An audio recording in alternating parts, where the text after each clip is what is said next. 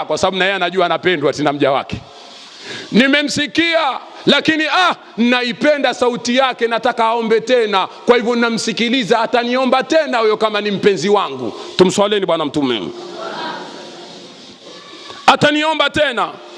Kwa hiyo anaomba mja, anaomba, kila akiomba basi Mwenyezi Mungu Subhanahu wa Ta'ala anasema kisauti chake na kipenda mja. Na mtu mbaya atakapojizuzua akataka mapenzi kwa Mwenyezi Mungu Subhanahu wa Ta'ala, Mwenyezi Mungu Subhanahu wa Ta'ala humpa haraka. Kwa nini akampa haraka? Kwa sababu anasema hakuna sauti inonchukia kuliko mtu ambaye anakufuru, mwenye kufuru. Kwa hiyo sauti yake huwa sipendi, ndio maana ukakuta dua ya kafiri hairejeshwi. Katika taratibu ya dua kutokurejeshwa kwanza au kungojewa, dua ya kafiri haingojewi, kwa sababu Mwenyezi Mungu anasema hakuna sauti inayonchukiza atakapompeleka maombi mja kuliko yule kafiri. Na sauti ya muumini anapenda, ndio maana wakati mwingine anasema ngojea, wakati mwingine jibu linakuja haraka, wakati mwingine akasema ngojea.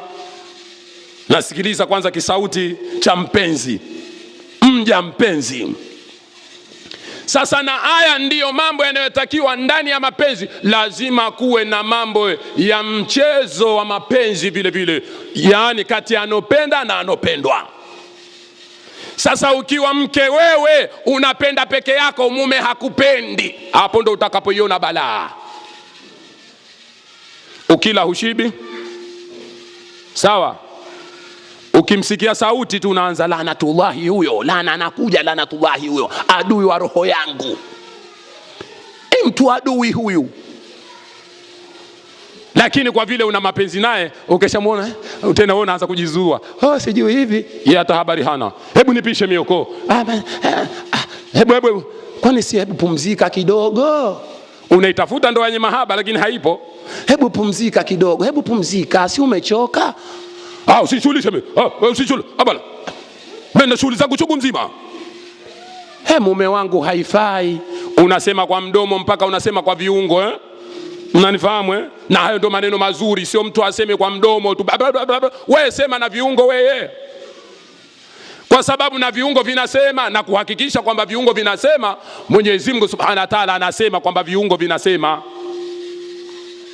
Na siku hiyo ndo utajua kama viungo vinasema. Kwa hivyo uanze kusema kwa viungo kabisa hapa. Usiseme kwa mdomo tu. Watukallimuna aidihim watashhadu arjuluhum bima kanu yaksibun. Anasema siku ya leo Mwenyezi Mungu Subhanahu wa Ta'ala anasema tutafunga vinywa vyenu na tutasemeza viungo. Unajua kwamba viungo vinasema. Kwa hivyo ndoa yenye mahaba lazima mtu aseme kabisa na mdomo wake na viungo. Watukallimuna aidihim watashhadu arjuluhum bima kanu yaksibun. Na itashuhudia miguu kwa yale ambayo watu walioyaendea au walioyachuma. Sasa ikiwa watu watashuhudishwa mpaka miguu yao kwa ambayo walioyachuma, kwa nini mpaka leo wewe ndoa unayo ambayo haina mahaba au unayatafuta mahaba, lakini husemi kwa mdomo tuna viungo, unasema kwa mdomo mtupu? Hebu unaposema na macho yaseme, hebu unaposema na mkono useme, hebu unaposema na kifua kiseme. Tumswaleni bwana mtume. Umuone mtu kama hujamjengea ndoa yenye mahaba, lakini unasema mdomo mtupu, mimi naonewa, nyumba hii sipendwi, sijui nini. Ala. Sema na viungo. Tembea kuone bwana unapokwenda. Nenda kidogo kwa manjonjo, ondoka miondoko ambayo si ya kawaida, kama Boeing inataka kuruka wewe.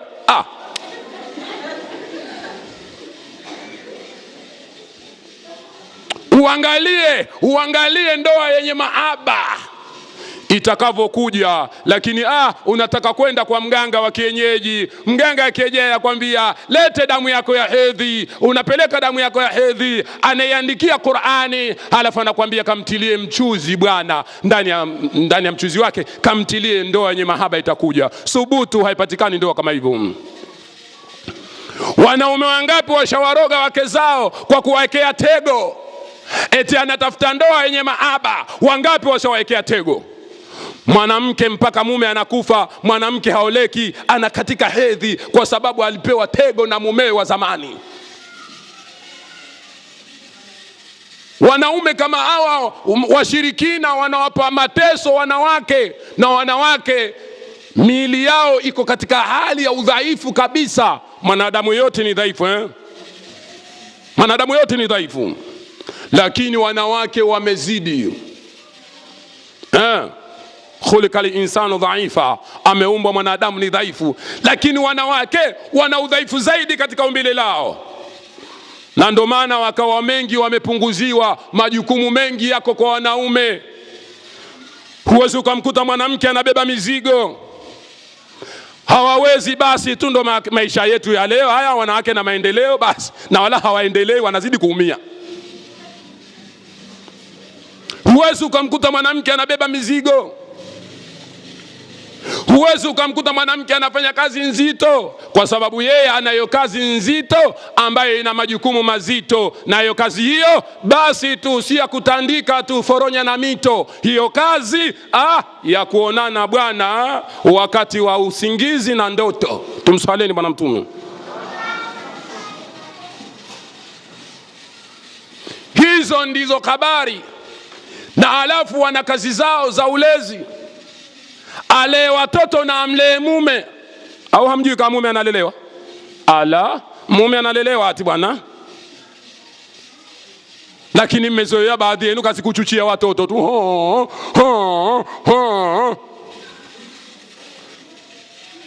Mume analelewa bwana.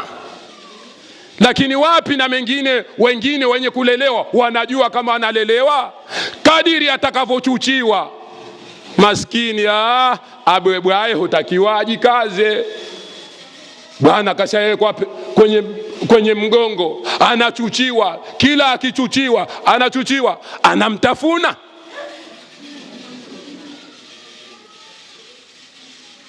Kaekwa mgongoni, anatafuna gongo bwana. Unaniumiza, hebu kaa uzuri. Atakaa wapi naye hajui ndoa yenye mahaba? Mambo manne yalikuwa ni miongoni mwa suna ya mitume waliopita.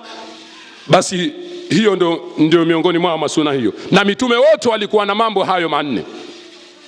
Baadhi yao wengine hawakuyawahi, yamo baadhi ya mambo hawakuyawahi. Sasa tuangalie athari ya mambo hayo manne. Tena baadhi yao si kama kundi kubwa walikuwa hawakuwahi hayo. Na ninachotaka kuzungumzia zaidi kwenye hiyo ndoa, kwa vile ndoa basi kuna wengine hawakuwahi. Nabiullah Yahya alayhi salam, yeye hakuwahi kuoa, na mpaka muda huu na Nabii Isa alayhi salam hakuwahi. Sasa atakaporudi, kama atawahi, kama vipi, lakini atakuja tena ulimwenguni. Lakini suala la ndoa hilo tena Mwenyezi Mungu anajua zaidi, na wenye elimu wanafahamu zaidi kama atakuja tena kuoa au la. Hapa tena tunamwachia mwenyewe Allah subhanahu wa ta'ala, na wenye ufahamu zaidi. Lakini Nabiullah Yahya yeye hakupata kuoa kwa sababu amekufa mdogo, hakupata kuoa. Na Nabiullah Isa alayhi salam na yeye vile vile hakupata kuoa. Sasa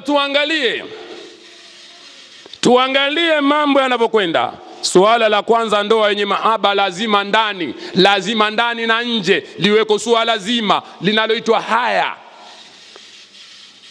Mkizungumza haya, sio ile haya kwenye waimbaji wakaimba haya haya haya haya haya.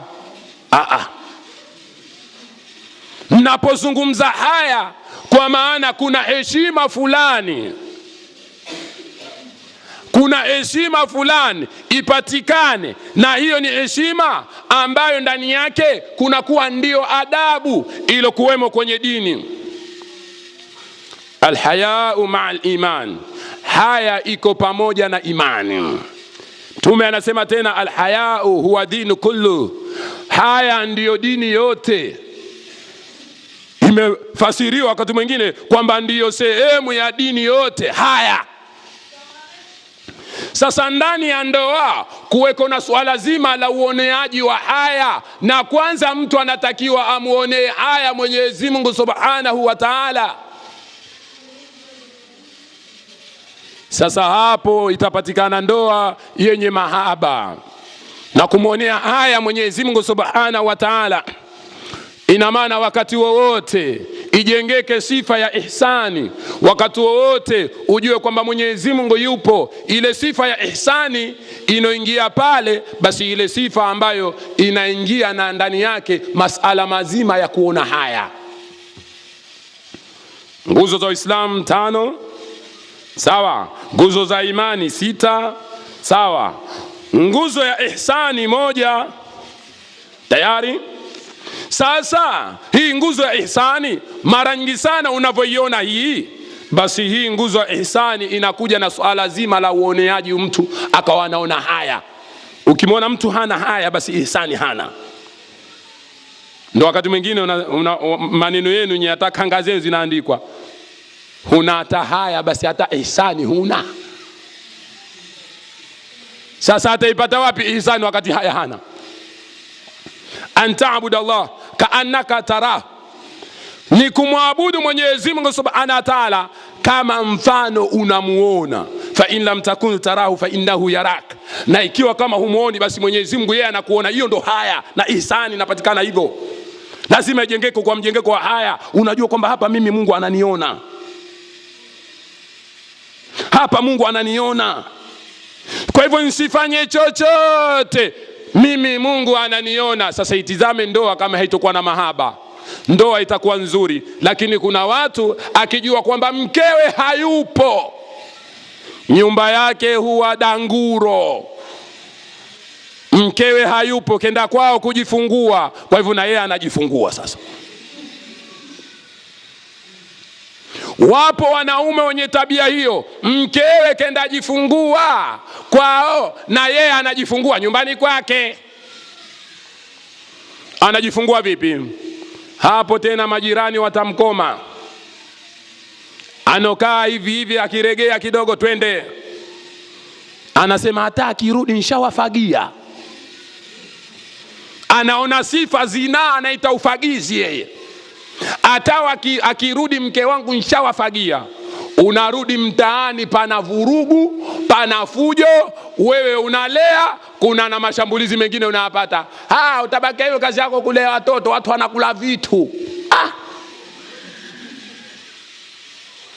Haya kayatengeneza nani? Kayatengeneza mwanamume ambaye amekosa haya. Kayatengeneza mwanamume amekosa haya, hamuone haya hata Mola wake. Na ndiyo maana hashindwi kuupeleka ubaya au sehemu yake ya siri, akaipeleka pale, akaipeleka kule, akaipeleka nyumba nyingine, akaipeleka kwa kule, akaipeleka kwa mke wa mtu mwingine. Kuna watu hawana haya kuanzia machoni mpaka mwili mzima. Hawana haya. Hawa ndio wenye kuharibu ndoa za mahaba. Ukiangalia kila tunapokwenda na maendeleo, wao wanazidi kumwasi Mwenyezi Mungu Subhanahu wa Ta'ala. Wanaume wangapi wameshakamatwa na meseji ambazo za mapenzi, wakiwa wanawake wanawapenda, mwanamke anaisoma meseji anachachatika. Toka kuja hivi vimeseji hivi visimsimu hivi, wallahi hivi nasababisha ndoa za mahaba kupungua. Ukikaa kidogo titi, akiangalia mimi ninavyokupenda, siju nani na nini. Uko wapi la azizi? Si upati usingizi.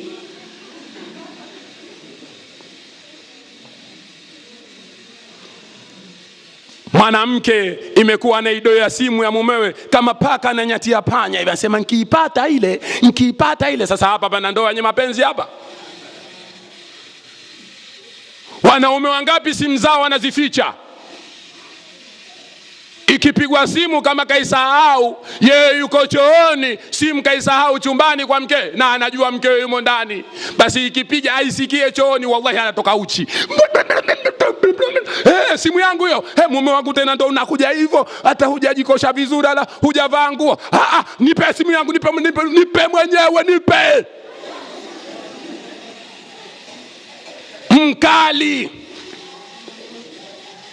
mkali, kwa sababu anajijua, anajielewa, ni mtu wa message na mtu wa kulongewa sana maneno. Watu anapenda kuchongewa.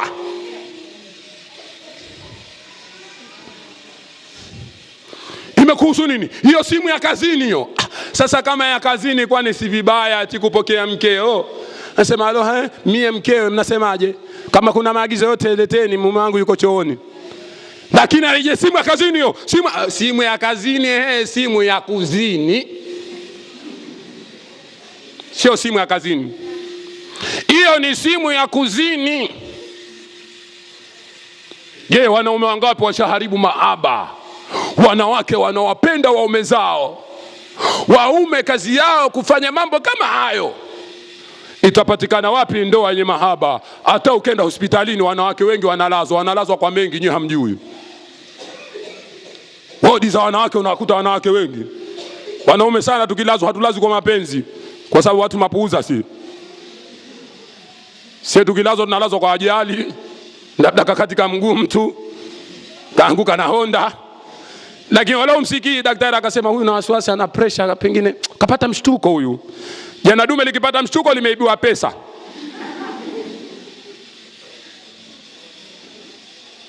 Itokezee mtu ana mapenzi ya mahaba, afe mkewe, ndio unasikia marehemu mke wangu. Jua huyu hapa kidogo palikuwa pana. Na mwingine atajida hivyo, marehemu mke wangu, pengine kwa kuwa alikuwa na pesa. Basi tende marehemu bibie, kwa kuwa yeye mwenyewe anajua pale ndo alipokuwa akiponea pale. Wachache utakayemsikia marehemu mke wangu, ikawa kweli kwa ajili ya Allah marehemu mkewe, na kula kweli hawezi. Na ile kuirejesha ina kazi. Hata kama anaoa mke mwingine, kwanza anaanza kujifikiria, aanze kutroti tena, ende mbio, afanye mazoezi mpaka vile viungo vikubali. Mtakuwa mshanifahamu na kwa si rahisi. Lakini wengine hufanya ushirikina gani? Kwa kuwa anapendwa na mkewe, na mke ana mapenzi, eti hawezi kuoa mwingine. Hapa haikuruhusiwa hivyo. Pamoja na kwamba wewe yule anakupenda, lakini unayo haki ya kumwongezea mwingine au kumwongezea mwingine, kwa sababu hili liko la mpenzi zaidi aliyosema haya ni Allah. Kwa hivyo hapa utomsikiliza huyu. Na kama huyu anampenda kweli Mwenyezi Mungu, atakwambia mume wangu, raha ya mapenzi pani huongeze, ukaongeza na wawili, akawa na mwenzangu, tukawa tunakwenda kwa shifti. Subhanallah. Leo uko huku, leo niko huku, leo namna hiyo. Na raha basi wakiwa wawili, yule kapumzika, siku ya pili mume unamhamu sana, ya tatu, ya nne, pengine zamu zile zinakwenda huku, unasema atakuja lini? Sasa ile siku atokuja, wewe ushapata nafasi ya kuanika asumini. Tuko pamoja? Ushapata nafasi ya kufanya vileja vya bwana. Kwa hiyo ndoa ambayo haina mahaba au watu hawaoni haya, basi hata chakula chake si kizuri. Kwani ndani ya ndoa watu wapate yote mahitaji kama inavyotakiwa, na sio kipikwe tu chakula basi, na kile chakula nacho kiwe na mapenzi watu wakati wa kula.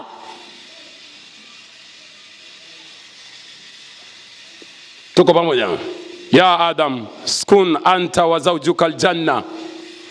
Ewe Adam, tunakueleza, kaa wewe na mkeo peponi. Mbona hakuambiwa kae peke yake? Haya, wewe unakaa peke yako, una miaba gani? Mtume anaambiwa akae na mkewe, tena peponi, kwa hala kwenye starehe zaidi peponi. Skun anta wa zawjuka aljanna, kaa wewe na mkeo peponi. Wakula minha ragada haithu shi'tuma wala takaraba hadhi shajara fatakuna minadh-dhalimin. Na ndani ya mapenzi lazima watu wakae pamoja. Adam kaambiwa akae na mkewe peponi. Sasa je, wewe uliokuwa huna muda kukaa na mumeo ndani ya nyumba vipi? Hii pepo ndio ilikuwa ndo nyumba yao. Sasa mwanamke wewe, kila wakati huna muda wa kukaa na mumeo. Mwanamme wewe mwenzangu, huna muda kila wakati wa kukaa na mkeo. Hapa utakosa ndoa yenye maaba. Ina maana lazima tumuonee haya Mwenyezi Mungu. Mpangilio kaweka watu wakae wao na wake zao hapo sehemu aliyokaa. Ina maana mtu akae yeye na mkewe peponi. Ikiwa duniani akae mtu yeye na mkewe kwenye nyumba. Sio kila wakati itakuwa hawatoki ikawa wako kwenye nyumba, lakini kuna mtindo wa kwenda kutafuta riziki. Mwanamume akirudi anamkuta mkewe ndani, na mwanamke unakaa na mumeo ndani. Lakini leo wanawake baadhi yao wako kwenye upatu. Mume anakuja ndani hana habari, yeye kashughulika na upatu tu, kashughulika na mikopo ya riba. Leo wale watu wa riba atakuja leo, watu wa riba atakuja, na wewe ndiye hivyo. Watu wa riba leo atakuja leo, siwezi kuondoka. Anamwacha mume, au wakati mwingine kuna umo ndani akikaa pia hakai yeye na mkewe. Maana Adam kaambiwa akae na mkewe peponi. Mtu anakaa yumo ndani, mumewe yumo ndani, yeye yuko nje ukumbini anatazama TV. Au mke yuko ndani kashaji sopu. Mkizungumza hiyo lugha hiyo ya mitaani mnakuwa mshajua. Kashaji sopu. Maana sopu ni sabuni. Ina maana kashaji takasa. Anaonekana mwanamke anachapa ya mawingu. Bwana kaka na remote TV. Wewe huyu mwenzio kashataabika, anakuvuta wewe kihisia, huna habari, unakwenda kutizama mchezo wa kanumba. Ama wewe mjinga.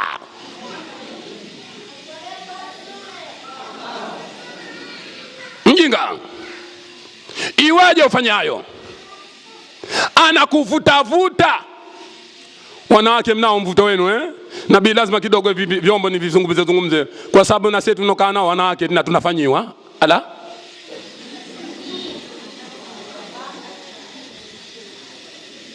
sasa hapo uyazungumze wala hufanyiwi, itakuwa vichekesho na utayajuaje?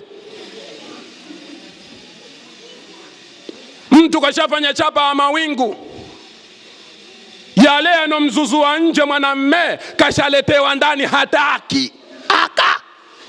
Wewe huna haya, tunasema wewe huna haya, mwanamme huyo hana haya.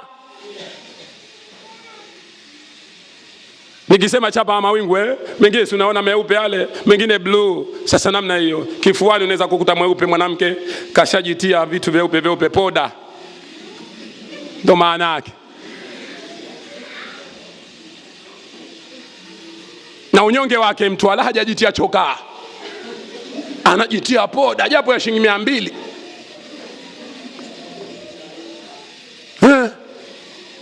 Hajiweka poda, akajiweka hivi poda kidogo, na macho yale anawazuzua watu ya mbwa koko yale, lakini ya ndani atakuwa si ya mbwa koko, ya nje ndo atakuwa mbwa koko.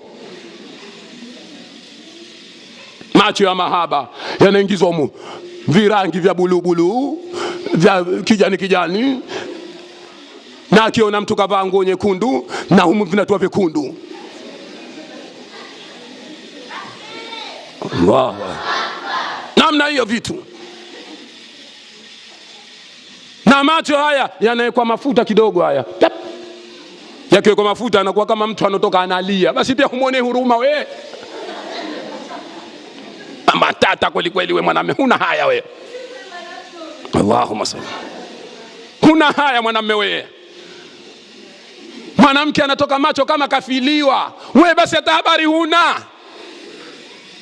Hii ndo ndoa yenye mahaba. Tumswaleni bwana mtume. Kajitahidi, kajipekua mwenye anaona hapa ndo jitihada yangu ya mwisho. Kenda hangaika na wahuni wa nje. Wanoviange chifu vile wanotia mate. Anakoga kwa mate. Machangu doa anakoga kwa mate.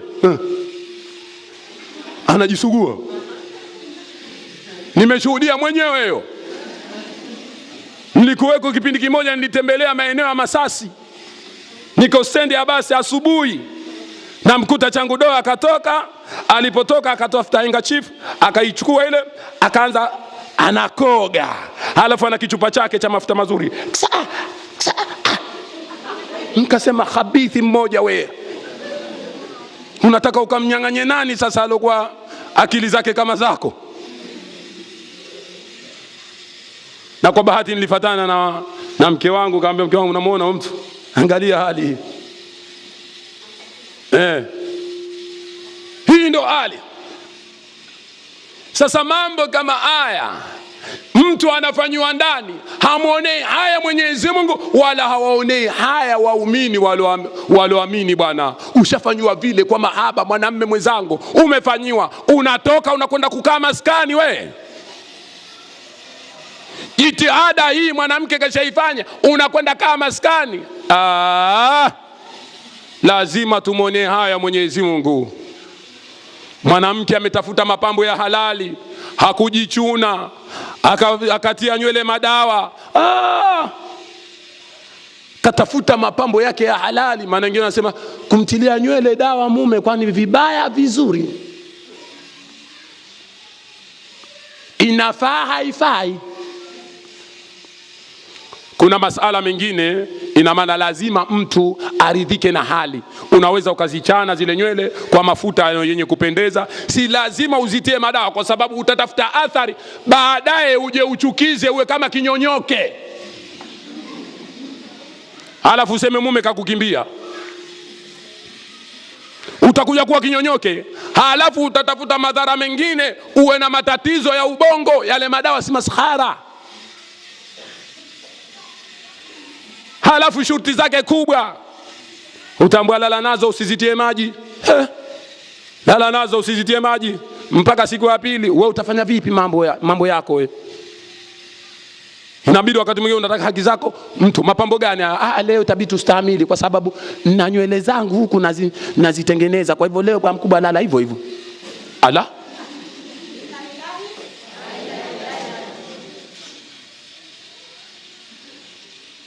lakini lazima tuangalie. Kwa hiyo ndoa yenye maaba ni ya kuoneana haya. Iweje leo mwanamke amejitengeneza vizuri, mwanamume anatizama TV au anatizama video mpaka saa 6 ya usiku 7. Wengine wanakwenda kwenye maskani zao 6 ya usiku 7, ndo anarudi mwanamume huyo, na akirudi ana sigareti mdomoni, sigara iko mdomoni, huku perfume zimemaliza, udi umemaliza, asumini mpaka wardi liko kwenye kifua hapa. Tumswalini bwana mtume. Wanawake mna mambo nyie. Mungu kakupeni sihaba, na alonyimwa akanyimwa kweli, maana hana muda guo la kaimati kumpokea mume hajui, lakini alopata kapata kweli, sio maskhara. Na ndio maana mkeikewa nyinyi katika mambo ambayo yatakayokuingizieni amali zenu, mojawapo kuwatii waume zenu. Na ukisikia kumtii mume kwa hali yote, akukute wewe uko ndani ya taa kabisa, jambo ambalo hili litakupelekeni nafasi nzuri sana. Wanawake mtangara kwa swala zima la kuwatii waume na kufunga mwezi mtukufu wa Ramadhani. Ndo haya ni katika mambo yenu haya ambayo ya kuingiza zaidi.